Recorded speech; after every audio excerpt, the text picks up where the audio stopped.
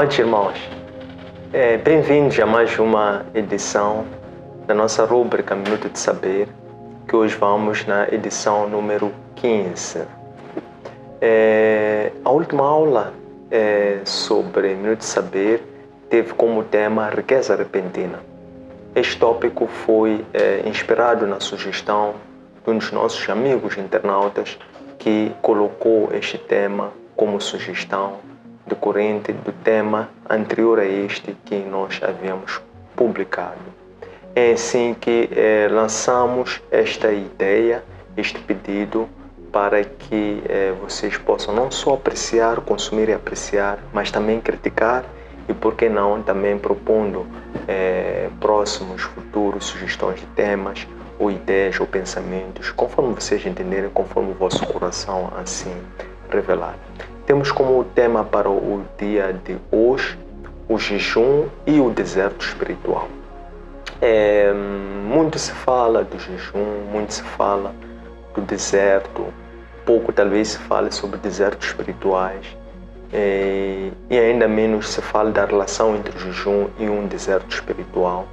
Como vemos de todos os ângulos de análise deste tema, este tema remete ao tópico ou enquadra-se na categoria da espiritualidade. Então, constituem como objetivos da nossa conversa de dia de hoje definir com clareza o que é o deserto espiritual, quais são os objetivos pelos quais as pessoas enfrentam, atravessam os desertos espirituais, de que forma é que o Senhor, criando este deserto espiritual, assegura que haja também a necessária provisão para que as pessoas possam, em meio ao deserto, terem um maná que os possa sustentar até que os objetivos deste deserto sejam integralmente materializados. Então, estes vão ser os principais tópicos ou objetivos que vamos procurar responder ao longo desta nossa conversa. Então, como tal, eu vou começar por dizer o que é um deserto espiritual e de seguida vou passar para alguns exemplos na base das Escrituras Sagradas, uns 3 ou 4 exemplos distintos de alguns servos, algumas pessoas, homens de muita fé, que passaram por desertos espirituais e que essas suas experiências estão registradas nas Escrituras Sagradas, que chegam aos dias de hoje para nós como esse maná, como este exemplo, como essa instrução, como esta guia, como esta reflexão, como este ensinamento, conhecimento, até mais do que isto, como esta sabedoria intemporal que prevalece para os dias de hoje para poder nos alimentar e manter-nos conectados e, acima de tudo, conhecermos e desenvolvermos o caráter de Deus nos nossos dias hoje. Então, deserto espiritual, de uma forma geral, os desertos são tidos como locais inóspitos, como locais inadequados para a vivência humana, porque são locais que não têm as condições normais para uma vida sádia, uma vida normal. E deserto sempre remete à ideia de sofrimento, de privação, de afastamento, de isolamento, de sofrimento, por assim dizer. Então, mas é curioso notar que em hebreu o deserto tem um sentido simbólico fundamental, em que o deserto remete para a ideia de segurança. Então é curioso nesta análise compreender que o deserto é afinal um local seguro, é afinal um local que Deus permite com que os seus servos, os seus instrumentos visitem de tempos em tempos para que de lá possam privar com ele. Imagine um deserto que é um local que não tem outras pessoas, que não tem comunidades, que não tem distração, que não tem internet, que não tem as comodidades, que não tem até aquilo que não é o essencial para a nossa vivência, para a nossa intimidade e relação com Deus. Há um conjunto de coisas que sempre estão à nossa volta, que achamos que são coisas que é para nos criarem comodidade, mas por um lado também criam essa comodidade, por outro lado também nos remetem a uma zona de conforto e de relaxamento. E quando nos encontramos nesses ambientes, nesses momentos, o nosso organismo adapta-se e passa a viciar-se, a ficar preguiçoso. e ele passa assim a ficar confinado a esta zona de conforto. E é aí que nós, quando nos remetemos, acostumamos, nos apegamos a esta zona de conforto, dificilmente conseguimos ouvir a voz divina que a todo momento nos chama, nos convida a irmos aos desertos espirituais. Pois bem, então vamos a isso. Vamos primeiro ver o caso do próprio Cristo, naturalmente que é um dos casos expoentes, pois ele representa o nosso próprio Mestre, e este que depois de ter sido batizado pelo Espírito Santo e sentindo-se cheio desse mesmo Espírito, foi esse mesmo próprio Espírito Santo que de seguida lhe convida para o deserto para que ele fosse lá sofrer tentações. E nós vimos que ele teve que ficar no deserto durante 40 dias e 40 noites. E tendo ele ultrapassado este tempo de privação, é assim que, precisamente no momento em que ele se encontrava mais fraco, com fome, com sede, estava fragilizado, é assim que aparece o inimigo perpétuo da guerra teológica, que é o Satã, e apareceu precisamente naquele momento para tentar ao Senhor. O segundo caso de deserto espiritual que nós podemos aqui chamar é o caso do profeta Elias, que ele, fugindo da Jezabel para poder conservar a sua vida, ele parte para o deserto, pois o deserto com substância num sítio seguro, porque ele temia a sua própria morte, porque a Jezabel ameaçou lhe tirar a morte. Então ele parte para o deserto, estando ele no deserto, é lá que ele, querendo tirar a sua própria vida por sentir cansado, oprimido e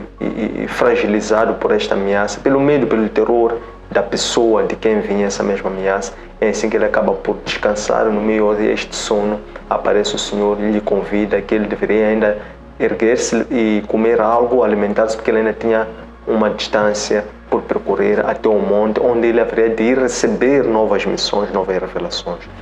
Temos o caso do rei Davi, quando era um simples Davi. É curioso que quando Davi aparece publicamente no primeiro ato de valentia que caracteriza o rei Davi como sendo aquele guerreiro, como sendo aquele homem valente, corajoso. É interessante notar que quando ele aparece lá para o acampamento para ir visitar os seus irmãos, por orientação do seu pai Jesse, ele depara-se com aquele alvoroço, aquele problema que existia tão grande em que nenhum dos hebreus que estava ali conseguia enfrentar aquele incircunciso, no caso um filisteu que era o Golias. Tinha características anormais e pela sua estatura punha medo de sentido, não só cada pessoa individualmente, como a todo um exército. Mas ele desafiou que somente um pudesse vir e lhe enfrentasse. Então é assim que Davi questiona o que está a passar quando dizem. É quando ele diz que não, eu posso enfrentar, não posso admitir que um incircunciso possa blasfemar ao meu Deus, ao Deus que eu sirvo. E foi curioso qual foi a atitude de Saul e dos outros soldados que estavam ali, incluindo seus próprios irmãos, que lhe desprezaram, disseram, mas tu nem sequer consegues pegar uma espada, quanto mais enfrentar um Golias. Mas a resposta de Davi foi ainda mais curiosa, quando ele disse, todo aquele tempo que eu estive a pastorear, eu não permiti que sequer um rebanho, um gado, uma cabeça do meu rebanho fosse tocado. Quando assim fosse, eu ia atrás, quer fosse de ursos, quer fossem de leões, eu ia atrás e eu pessoalmente com as minhas próprias mãos me encarregava de retirar o rebanho da boca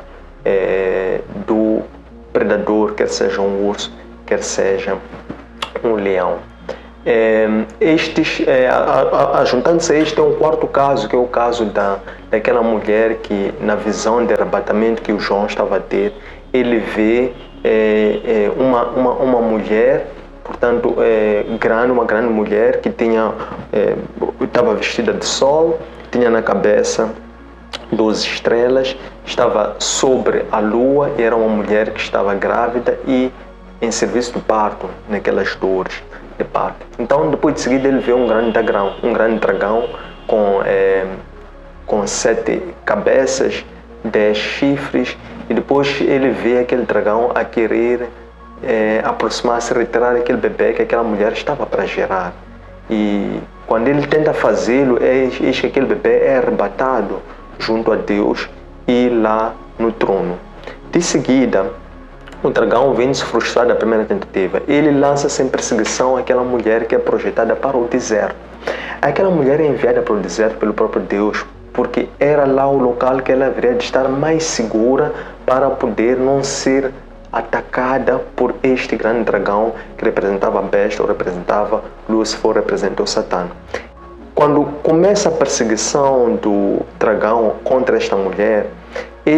esta mulher é lhe dada asas como de águia, para que ela conseguisse voar mais rápido e alto, de forma que o dragão não pudesse alcançar. O dragão, vendo que aquela mulher estava cada vez mais longe, lança a água e a terra, como que a cooperar a favor daquela mulher, engole aquela água. E durante esse período a mulher foi para o deserto, onde encontrou lá o sustento e a provisão, até que ela finalmente pudesse, decorrido um período de 3 anos e meio, pudessem se cumprir todos os sinais. De uma forma geral, aspectos mais importantes a reter nesta conversa é que o deserto espiritual são provações, são tribulações, são perseguições que todo aquele que defende ou que promulga ou que difunde o Evangelho, a verdade e a Cristo, enquanto mistério do plano de Deus, por inerência desta atividade, ele no dia a dia lida com esse tipo de intempéries ou por esse tipo de situação. São oportunidades para nós tornarmos a nossa fé mais pura e tornar também a nossa fé mais preciosa. São também oportunidades para nós podermos desenvolver a disciplina da cruz. O que eu quero dizer com a disciplina da cruz? É que a cruz foi o local, foi o ambiente, foi o momento em que Cristo cumpriu na íntegra o seu plano de redenção do mundo, pois tinha que morrer, ressuscitar para depois ascender. E foi lá na cruz onde ele derramou o sangue, tendo-se feito o cordeiro imaculado, tendo assim feito, tornando-se naquele cordeiro que veio para, enquanto Messias, enquanto ungido, veio para resgatar todos nós e assim nos pacificar ou reconciliar entre Deus e a humanidade. Então é assim que no deserto espiritual a coisa mais importante que nós devemos procurar alcançar é o ensinamento. Pois, independentemente daquilo que são as provações, as dificuldades, os desafios, as perseguições, as tribulações pelas quais nós estamos a passar, há uma instrução, há um ensinamento, há um conhecimento fundamentalmente que nós devemos extrair e retirar de lá, que este ensinamento vai permitir com que nós possamos nos modelar e nos conformarmos cada vez mais, aproximarmos ao caráter de Deus. Então são instruções, são providências, é conhecimento, é ensinamento que vai melhorar o nosso padrão, vai nos preparar para outros mais desafios que temos para frente e vai nos tornar ou qualificar cada vez mais como vasos de uso nobre, quer sejam vasos de ouro ou vasos de prata, porque assim aprendemos a disciplina da cruz, que é sofrer sem murmuração e depois, no limite, passar a sofrer com alegria, para que progressivamente o Senhor possa nos confiar responsabilidades, tarefas e novas missões. Estas lições encontram disponíveis nos nossos arquivos digitais, designadamente Facebook, Antônio Sene_Oficial, nosso canal YouTube, Antônio Sene_LDA, nosso aplicativo optimizável para plataformas Android, Elo App. Um abraço de luz e até breve.